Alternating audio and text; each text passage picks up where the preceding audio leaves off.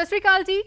Health plus ਦੇ ਇੱਕ ਹੋਰ ਐਪੀਸੋਡ ਵਿੱਚ ਸਾਡੇ ਸਾਰੇ ਦਰਸ਼ਕਾਂ ਦਾ ਸਵਾਗਤ ਹੈ ਔਰ ਅੱਜ ਦੇ ਇਸ ਐਪੀਸੋਡ 'ਚ ਅਸੀਂ ਗੱਲ ਕਰਾਂਗੇ ਏਵੀਅਨ ਯਾਨੀ ਕਿ ਏਵੈਸਕੂਲਰ ਨੈਕਰੋਸਿਸ ਦੀ। ਔਰ ਇਸ ਦੇ ਬਾਰੇ ਗੱਲ ਕਰਨ ਲਈ ਸਾਡੇ ਨਾਲ ਮੌਜੂਦ ਨੇ ਅੱਜ ਡਾਕਟਰ ਪੰਧੇਰ ਅਤੇ ਡਾਕਟਰ ਛਾਨੀ। ਬਹੁਤ-ਬਹੁਤ ਸਵਾਗਤ ਕਰਦੇ ਹਾਂ ਜੀ ਤੁਹਾਡਾ। ਸੋ ਗੱਲਬਾਤ ਦਾ ਸਿਲਸਿਲਾ ਵਧਾਉਂਦੇ ਹੋਏ ਸਭ ਤੋਂ ਪਹਿਲਾਂ ਡਾਕਟਰ ਛਾਨੀ ਤੁਹਾਡੇ ਤੋਂ ਜਾਣਨਾ ਚਾਹਾਂਗੇ ਕਿ ਹਾਲ ਹੀ ਵਿੱਚ ਪੋਸਟ ਕੋਵਿਡ ਕੰਪਲਿਕੇਸ਼ਨਸ ਦੇ ਵਿੱਚ ਏਵੀਅਨ ਦੇ ਬਾਰੇ ਖਾਸਾ ਸੁਣਿਆ ਗਿਆ।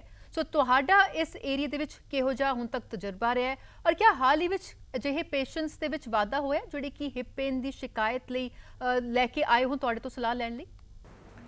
ਏਵੀਅਨ ਇੱਕ ਚੂਲਿਆਂ ਦੀ ਬਿਮਾਰੀ ਹੈ ਜੋ ਪਾਰਟਿਕੂਲਰਲੀ ਯੰਗ ਲੋਕਾਂ ਦੇ ਵਿੱਚ ਹੋ ਜਾਂਦਾ ਹੈ।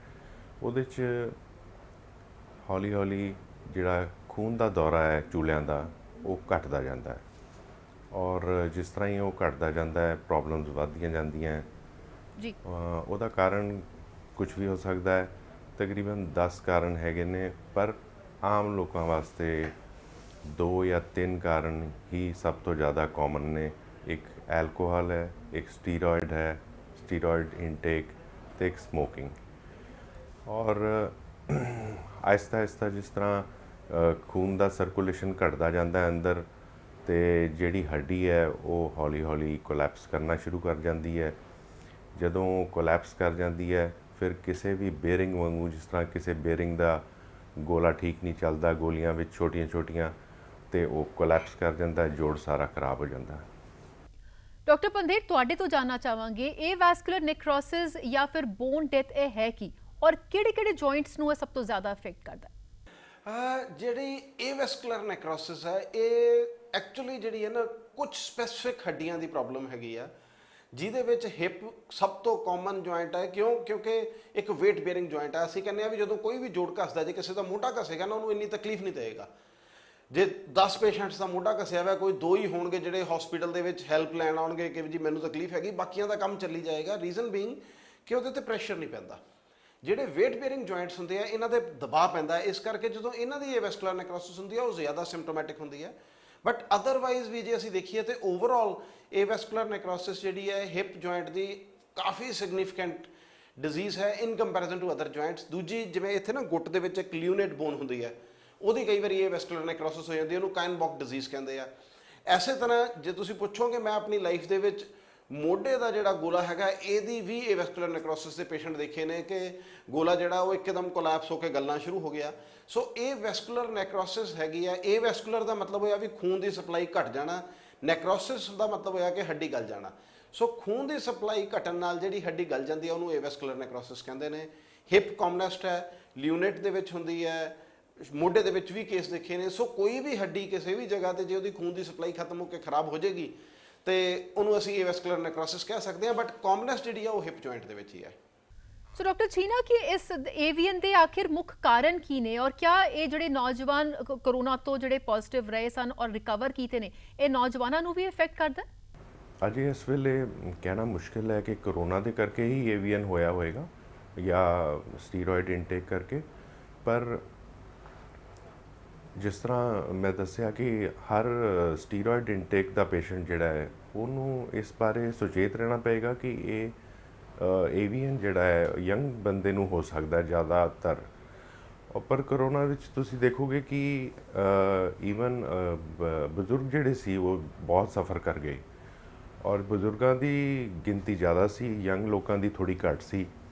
ਇਸ ਕਰਕੇ ਕਹਿਣਾ ਮੁਸ਼ਕਿਲ ਹੈ ਕਿ ਸ਼ਾਇਦ ਕੋਰੋਨਾ ਕਰਕੇ ਹੀ ਏਵੀਅਨ ਵੱਧ ਗਿਆ ਹੋਏਗਾ।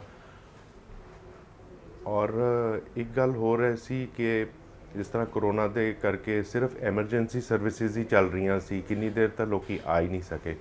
ਹੁਣ ਜੇ ਉਹ ਆ ਰਹੇ ਨੇ ਆਪਣੇ ਘਰਾਂ ਤੋਂ ਨਿਕਲ ਕੇ ਏਵੀਅਨ ਦੇ ਨਾਲ ਪ੍ਰੈਜ਼ੈਂਟ ਕਰ ਰਹੇ ਹੈ ਅਤੇ ਉਹ ਸਿਰਫ ਇਸ ਕਰਕੇ ਵੀ ਹੋ ਸਕਦਾ ਹੈ ਕਿ ਹੁਣ ਐਮਰਜੈਂਸੀ ਸਰਵਿਸਿਜ਼ ਤੋਂ ਇਲਾਵਾ ਬਾਕੀ ਸਰਵਿਸਿਜ਼ ਸ਼ੁਰੂ ਹੋ ਗਈਆਂ ਅਤੇ ਉਹ ਸਾਰਾ 1 ਸਾਲ ਦਾ ਜਿਹੜਾ ਬੈਕਅਪ ਸੀਗਾ ਉਹ ਹੁਣ ਸਾਡੇ ਕੋਲ ਪ੍ਰੈਜ਼ੈਂਟ ਹੋ ਰਿਹਾ ਹੈ। ਸੋ ਡਾਕਟਰ ਪੰਧੇਰ ਤੁਹਾਡੇ ਤੋਂ ਜਾਣਨਾ ਚਾਹਾਂਗੇ ਹਿਪ ਜੁਆਇੰਟ ਡੀਜਨਰੇਸ਼ਨ ਦੇ ਆਖਿਰ ਸਿੰਪਟਮਸ ਕੀ ਨੇ ਔਰ ਕਦੋਂ ਪੇਸ਼ੈਂਟ ਨੂੰ ਡਾਕਟਰ ਦੇ ਕੋਲ ਕੰਸਲਟ ਕਰਨ ਦੇ ਲਈ ਜਾਣਾ ਚਾਹੀਦਾ ਹੈ? ਜਿਹੜਾ ਏਵੀਅਨ ਹੈ ਉਹਦੇ ਵਿੱਚ ਵੀ ਹਿਪ ਪੇਨ ਹੋਏਗੀ। ਪੇਨ ਜਨਰਲੀ ਜਦੋਂ ਸ਼ੁਰੂ ਹੋਏਗਾ ਉਦੋਂ ਮੂਵਮੈਂਟ ਤੇ ਹੋਏਗੀ, ਕਈ ਵਾਰੀ ਆਫਟਰ ਰੈਸਟ ਜਿਹੜੇ ਸ਼ੁਰੂ 'ਚ ਥੋੜੇ ਸਟੈਪ ਲਓਗੇ ਉਦੋਂ ਹੋਏਗੀ। ਬਟ ਜਨਰਲੀ ਪੇਸ਼ੈਂਟ ਕਹੇਗਾ ਕਿ ਡੀਪ ਗ੍ਰਾਈਨ ਪੇਨ ਆ, ਉਹ ਇੱਦਾਂ ਹੱਥ ਲਾ ਕੇ ਦੱਸੇਗਾ ਵੀ ਇੱਥੇ ਮੇਰੇ ਦਰਦ ਹੁੰਦੀ ਹੈ।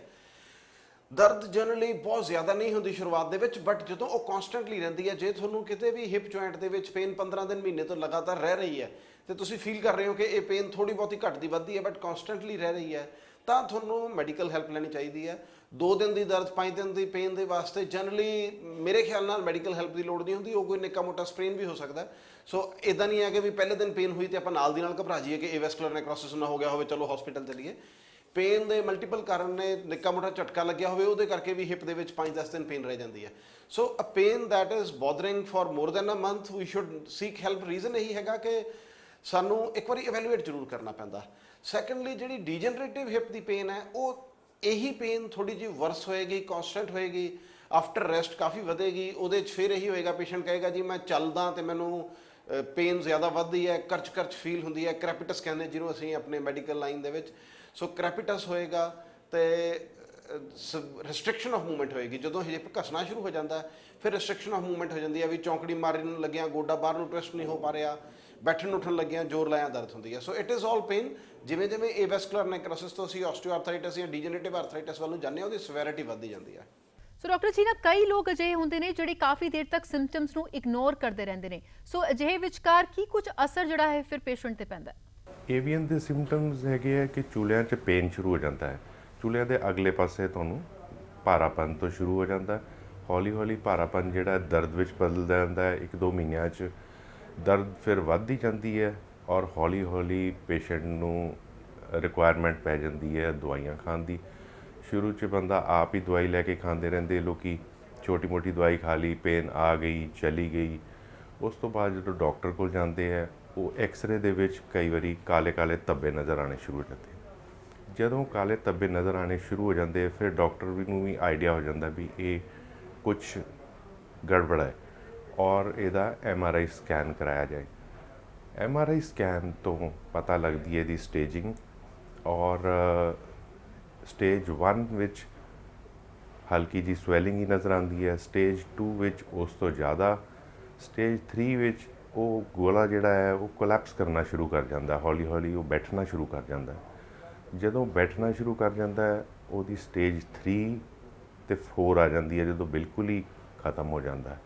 ਸੋ ਅਕੋਰਡਿੰਗ ਟੂ ਸਟੇਜਿੰਗ ਉਹਨਾਂ ਦੀ ਦਰਦ ਵੱਧਦੀ ਜਾਂਦੀ ਹੈ ਅਤੇ ਉਹਦਾ ਇਲਾਜ ਵੀ ਉਸੇ ਪ੍ਰਕਾਰ ਨਾਲ ਕੀਤਾ ਜਾਂਦਾ। ਡਾਕਟਰ ਸਾਹਿਬ, ਪਿਛਲੇ ਤਕਰੀਬਨ 1.5 ਸਾਲਾਂ ਤੋਂ ਅਸੀਂ ਦੇਖਿਆ ਹੈ ਕਿ ਲੋਕਾਂ ਦਾ ਜਿਹੜਾ ਲਾਈਫ ਸਟਾਈਲ ਹੈ, ਕਰੋਨਾ ਦੇ ਚਲਦਿਆਂ, ਲੋਕਡਾਊਨ ਦੇ ਚਲਦਿਆਂ ਸੈਡੈਂਟਰੀ ਲਾਈਫ ਸਟਾਈਲ ਹੋ ਗਿਆ ਹੈ, ਖਾਣ ਪੀਣ ਜਿਹੜਾ ਹੈ ਉਹ ਵੀ ਖਰਾਬ ਹੋ ਗਿਆ। ਅਜਿਹੇ ਵਿਚਕਾਰ ਕਿਆ ਇਹ ਜਿਹੜੀ ਸਮੱਸਿਆ ਹੈ ਸੈਡੈਂਟਰੀ ਲਾਈਫ ਸਟਾਈਲ ਦੇ ਕਰਕੇ ਇਹ ਸਮੱਸਿਆ ਖੜੀ ਹੋ ਰਹੀ ਹੈ? ਦੇਖੋ, ਓਬੈਸਿਟੀ ਜਾਂ weight gain ਸਾਰੇ weight bearing joints ਦੀ ਡੀਜਨਰੇਸ਼ਨ ਦੀ ਵਜ੍ਹਾ ਬਣ ਸਕਦਾ ਹੈ। ਸੋ ਇਹ ਤੇ ਅਸੀਂ ਮਤਲਬ ਵੀ ਇੱਕ ਸਟੈਂਡਰਡ ਗਾਈਡਲਾਈਨਸ ਹੈਗੀਆਂ ਨੇ ਜਾਂ ਸਟੈਂਡਰਡ ਪ੍ਰੈਕਟਿਸ ਹੈਗੀ ਹੈ ਕਿ ਆਪਾਂ ਸ਼ੁਰੂ ਤੋਂ ਕਹਿੰਦੇ ਆ ਵੀ ਜੇ ਕਿਸੇ ਪੇਸ਼ੈਂਟ ਦੇ ਜੋੜ ਵੀ ਮਾੜੇ ਮੋਟੇ ਦੁਖਦੇ ਹੋਣ, ਅਸੀਂ ਪਹਿਲੀ ਸਲਾਹ ਇਹ ਦਿੰਦੇ ਆ ਵੀ ਜੇ ਓਵਰਵੇਟ ਹੋਵੇ ਤੇ ਵੀ ਭਾਈ weight ਨੂੰ ਕੰਟਰੋਲ ਕਰਨ ਬਾਰੇ ਕੁਝ ਕਰੋ। ਤੁਸੀਂ weight ਘਟਾ ਦੋਗੇ, ਜੋੜ ਤੇ weight ਘਟ ਪਏਗਾ ਤੇ ਪੇਨ ਵੈਸੇ ਹੀ ਘਟੇਗੀ। ਸੈਕੰਡਲੀ, ਜੇ ਅਸੀਂ ਦੇਖੀਏ ਵੀ ਕੋਵਿਡ ਦੇ ਵਿੱਚ weight gain ਹੋਇਆ, ਫਿਰ ਉਹੀ ਗੱਲ ਹੈ ਕਿ ਵੀ ਮੇਰਾ ਪਰਸਨਲ ਐਕਸਪੀਰੀਅੰਸ ਨਹੀਂ ਹੈਗਾ ਇਦਾਂ ਦਾ ਕਿ ਬਹੁਤ weight gain ਹੋਇਆ, ਕਿਉਂਕਿ ਇਹੀ ਟਾਈਮ ਸੀਗਾ ਜਦੋਂ ਲੋਕਾਂ ਨਾਲ ਬੇਸਿਕਲੀ ਲੋਕ ਡਿਸਟ੍ਰੈਸ ਹੋ ਗਏ। ਲੋਕ ਘਰੇ ਬੈਠੇ ਆ, ਘਰੇ ਬੈਠੇ ਕੋਈ ਯੋਗਾ ਕਰ ਰਿਹਾ, ਕੋਈ ਕੁਕਿੰਗ ਦੇ ਉੱਤੇ ਰਿਸਰਚ ਕਰ ਰਿਹਾ, ਕੋਈ ਫੂਡ ਹੈਬਿਟਸ ਦੇ ਉੱਤੇ ਰਿਸਰਚ ਕਰ ਰਿਹਾ। ਸੋ ਓਵਰਆਲ ਕੋਵਿਡ ਕੋਈ ਇਹੋ ਜਿਹਾ ਕਾਰਨ ਨਹੀਂ ਬਣਿਆ ਜਿਹਦੇ ਕਰਕੇ ਅਸੀਂ ਕਹੀਏ ਕਿ ਇੱਕਦਮ ਸਾਡੇ ਇਲਾਕੇ ਦੇ ਵਿੱਚ ਓਬੈਸਿਟੀ ਐਜ਼ ਅ ਡਿਜ਼ੀਜ਼ ਬਹੁਤ ਵੱਧ ਗਈ ਜਾਂ ਡੀਜਨਰੇਸ਼ਨ ਵੱਧ ਗਈ। ਬਟ ਡੈਫੀਨੇਟਲੀ ਜੇ ਤੁਹਾਡਾ weight ਜ਼ਿਆਦਾ ਹੋਏਗਾ, ਤੁਸੀਂ ਇੱਕ ਸਿੰਪਲ ਜੀ ਗੱਲ, ਮਤਲਬ ਮੈਂ ਸਿੰਪਲ ਜਿਹਾ ਕੰਪੈਰੀਜ਼ਨ ਦੱਸਦਾ ਕਿ ਆਪਾਂ 2 ਸਰਫੇਸ ਨੂੰ ਆਪਸ 'ਚ ਰਬ ਕਰ ਰਹੇ ਹਾਂ। ਜੇ ਰਗੜਨ ਵਾਲਾ ਸਰਫੇਸ ਦਾ ਉੱਪਰ ਲੋਡ ਜ਼ਿਆਦਾ ਵਧਾ ਦਾਂਗੇ ਤਾਂ ਜਿਹੜੀਆਂ ਵਿਚਕਾਰ ਚੀਜ਼ਾਂ ਪਈਆਂ ਨੇ ਉਹਨਾਂ 'ਤੇ ਰਗੜ ਜ਼ਿਆਦਾ ਲੱਗੇਗੀ। ਸੋ ਇਹੀ ਜਿਹਾ ਹਿਪ ਜੁਆਇੰਟ ਦੇ ਵਿੱਚ ਆਪਣੇ 2 ਹੱਡੀਆਂ ਆਪਸ ਦੇ ਵਿੱਚ ਘਸ ਰਹੀਆਂ ਨੇ, ਜੇ ਉਹਨੂੰ ਜ਼ਿਆਦਾ ਲੋਡ ਪਾ ਕੇ ਆਪਾਂ ਆਪਸ 'ਚ ਰਗੜਾਂਗੇ ਤਾਂ ਉਹ ਜ਼ਿਆਦਾ ਘਸੇਗਾ, ਜਲਦੀ ਡੀਜਨਰੇਸ਼ਨ ਹੋਏਗੀ। ਸੋ weight ਅਦਰਵਾਈਜ਼ ਸਾਨੂੰ ਕੰਟਰੋਲ 'ਚ ਰੱਖਣਾ ਚਾਹੀਦਾ ਤੇ ਜਿੰਨਾ ਜੇ ਤੁਸੀਂ ਆਪਣਾ weight ਹੀ ਥੋੜ੍ਹਾ ਕੰਟਰੋਲ ਕਰੋਗੇ, ਤੁਹਾਡੇ ਜੁਆਇੰਟਸ ਹੈਲਦੀ ਹੋਣਗੇ ਤੇ ਡੀਜਨਰੇਸ਼ਨ ਦੀ ਪ੍ਰੋਸੈਸ ਜੇ ਸ਼ੁਰੂ ਵੀ ਹੋ ਗਈ ਹੈ ਤੇ ਉਹ ਸਲੋ ਵਧੇਗੀ। ਸੋ ਡਾਕਟਰ ਚੀਨਾ, ਕੀ ਏਵੀਅਨ ਨੂੰ ਅਵੋਇਡ ਕੀਤਾ ਜਾ ਸਕਦਾ ਹੈ? ਔਰ ਜੇ ਟ੍ਰੀਟਮੈਂਟ ਦੀ ਗੱਲ ਕਰੀਏ ਤਾਂ ਕੀ ਟ੍ਰੀਟਮੈਂਟ ਆਪਸ਼ਨਸ ਅਵੇਲੇਬਲ ਨੇ?